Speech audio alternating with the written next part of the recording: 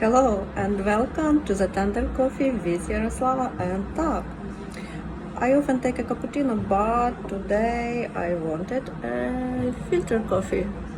Make yourself a coffee. We are already starting.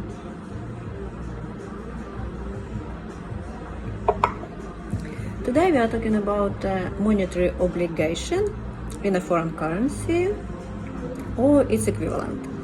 And about monetary obligation in a hryvnia without equivalent in a foreign currency.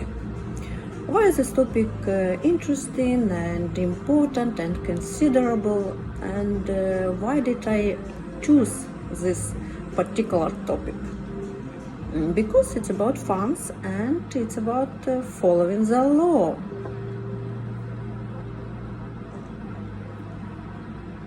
So today we are talking about practice of the Supreme Court, especially about important practice of the Grand Chamber of the Supreme Court.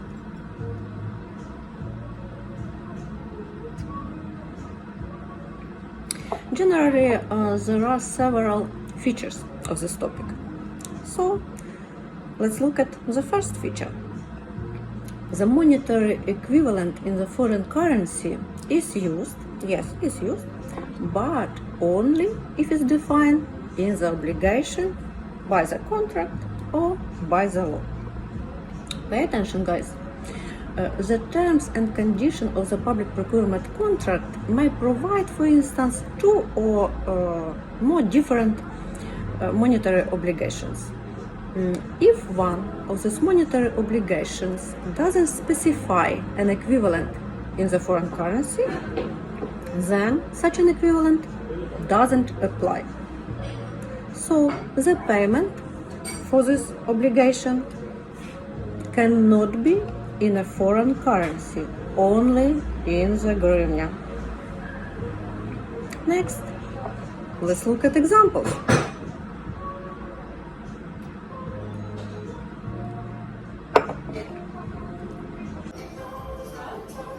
For instance, if the parties in the public procurement contract have determined that the payment for the goods or supply of works is made in the foreign currency, then the payment is made in the foreign currency. Another example. If the parties in the contract have determined that the payment for the goods or supply or works is made in hryvnias, the payment is made in hryvnias. At the same time, the parties can make changes to the contract considering the changed exchange rate, if the procedure for the price change is stipulated in the procurement contract. But the payment must still be in hryvnia if it's a contract with the resident or if it's a contract with the non-resident. At first glance, everything is simple, yeah? But it's not like that. So, pay attention. In such a situation, if the parties in the international contract with the non-resident have determined that the payment under the guarantee is made in hryvnias, then the payment is made in hryvnias and cannot be in a foreign currency.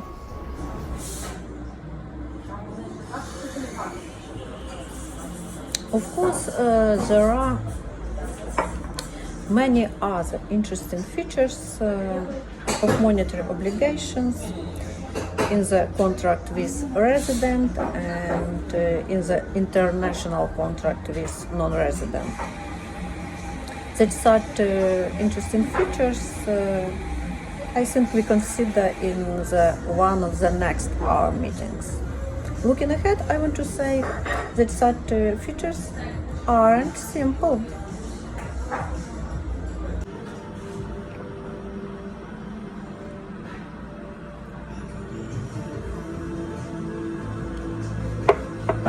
Ultimately, the rules aren't always straightforward or simple.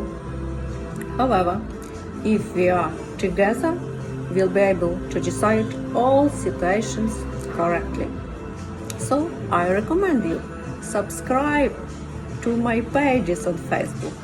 It will give you the opportunity to constantly be aware of relevant and important information about really interesting situations in the public procurement and practices in this field.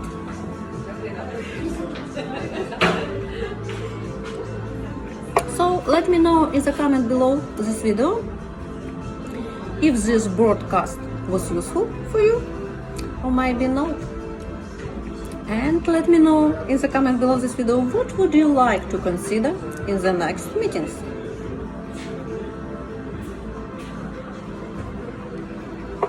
Perhaps you'd like analyze to the topic of eliminate the discrepancies. Why not? It's a really interesting, important topic. Or maybe you'd like to explore something else topic.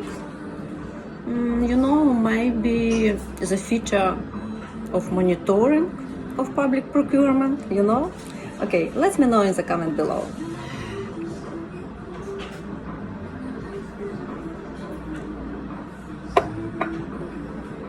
Working smart, but not hard. Tendercoffee people. See you later.